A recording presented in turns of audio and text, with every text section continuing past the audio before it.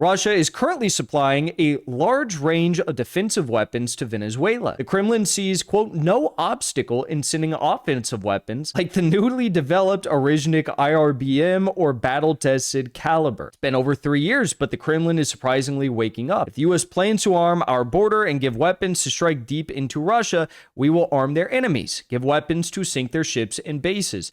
I think it's fair. That's deterrence, and I'm surprised we are just considering it after 3 years of Western provocation. We also have cards against the West, and it's time we put them on pressure too. As you know, Venezuela has the capacity to defend themselves. They have a very strong military. They have 350,000 personnel in their active duty in their military. They have another 1.2 million reservists in their standing army, their regular army. And they also have the Bolivarian militia, which outpaces the Viet Cong at the start of the Vietnam War by a factor of 20. They have about 2 to 3 million people in the Bolivarian militia, which are all armed, trained, and all across the country. They do have the capacity to defend themselves. They are also armed with significant weaponry and air defenses from the Russians.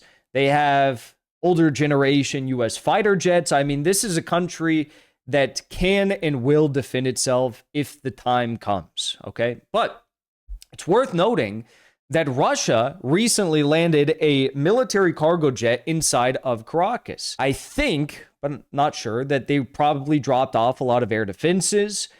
Who knows what else they dropped off? There's speculation that they could have dropped off some personnel because this cargo jet that transferred weapons, presumably, to Caracas, was previously used to transfer Russian mercenaries around Africa. So it is highly likely that there are Russian military personnel in some number inside of Venezuela right now. Now, the Russian government came out this week and they said some very interesting things. For starters, the foreign ministry spokeswoman Maria Zaharova came out and said, "We support the leadership of Venezuela in defending its national sovereignty, taking into account the dynamics of international and regional situations. We stand ready to respond appropriately to the requests of our partners in light of emerging threats." What I want to point out here is that this time, it's not just words of support coming from the Russians. We've already seen the first flight. There have now been second flights, third flights potentially even, that have landed in Caracas. Russia is currently supplying a large range of defensive weapons to Venezuela. The Kremlin sees, quote, no obstacle in sending offensive weapons like the newly developed Orishnik IRBM or battle-tested Caliber. This is from Russian lawmaker Alexei Zhuravlev. Russia is actually one of the key military technical partners of Venezuela. We supply almost their entire range of weapons to this country, from small arms to aviation. Information about the volumes and exact names of what is being brought from Russia is classified, so Americans may be in for surprises.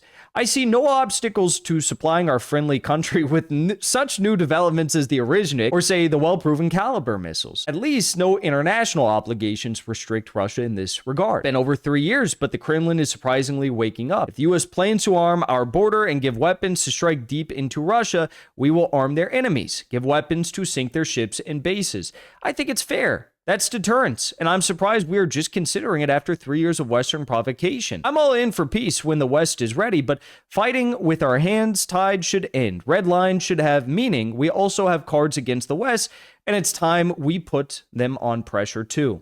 Very interesting. Do I honestly believe that Russia is going to send Orishniks anytime soon to Venezuela? No, and you shouldn't either. Well, I mean, I think it would be actually probably an appropriate level response to what the U.S. is sending and has sent to Ukraine for years. I mean, the whole thing started because Kamala Harris was talking about placing nukes inside of Ukraine, bringing Ukraine officially into NATO. But let's be real here. And by the way, Nordic countries into NATO over the past few years. I mean, that's obviously an Orishnik in Venezuela would be on par with something like that. And not even as bad considering the fact that Venezuela is not on the border of the United States. No, I don't think that Orishniks are coming to Venezuela anytime soon. But what I do think the Russians are doing, and what I think they should do if they are, strategists and pragmatists as they claim in this statement from this Duma member, is if the U.S. is going to continue supplying Ukraine with Starlink, with weaponry, with missiles, with, I guess, through a convoluted scheme, selling them to NATO and then NATO sells them to Ukraine.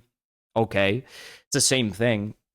then what's stopping Russia from selling weapons to the Venezuelans? And I would never advocate for that because we don't advocate these sorts of things on YouTube, and I'm not advocating that. But hypothetically, if Russia were to do that, you can see their reasoning, their justification in their eyes. I'm not advocating that they do that, but you could see what they're trying to put forward here, if you will. We got to be very careful not to upset the YouTube community guideline censors. From a pragmatic point of view, if Russia wants the conflict in Ukraine to stop being supported by the West, then it may, in their eyes, serve their interests in this regard to make the situation very difficult for the United States in the Caribbean. Now, it doesn't mean that they have to send men to go and risk their lives there, but simply make the situation difficult, I think, is all that they really need to do in their eyes to balance the playing field a little bit. So I'm not surprised to see this in the slightest. And it's also noteworthy that Russia just signed and finalized their strategic partnership with the state of Venezuela about a week and a half ago,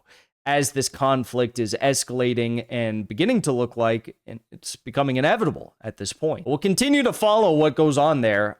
If I was the U.S., I would stray away from waging a war against Venezuela. I think it's probably in their interest right now to say, let's cut our losses. Let's try to negotiate some new deal with Venezuela. Let's increase U.S. imports into Venezuela. Let's extend these Chevron oil leases.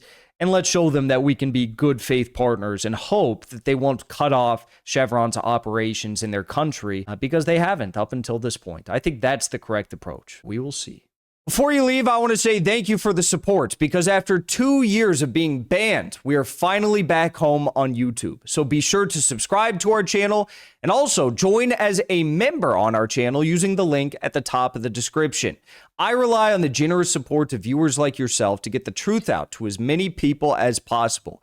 You can also support the show on Locals or Give Sin Go. The mainstream media and the powers that be are never going to stop attacking us for bringing the truth to as many people as we do. Thank you so much for your support.